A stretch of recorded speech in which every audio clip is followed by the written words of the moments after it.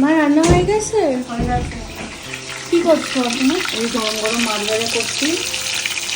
মাছ ভাত আজকে? মাছ ভাজা ডাল ভাত?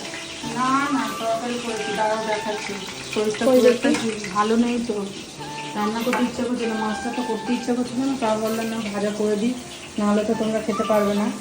এই হচ্ছে উচ্ছে ভাজা করে নিয়েছি। আর এখানে দেখো গরম গরম ভাত আছে।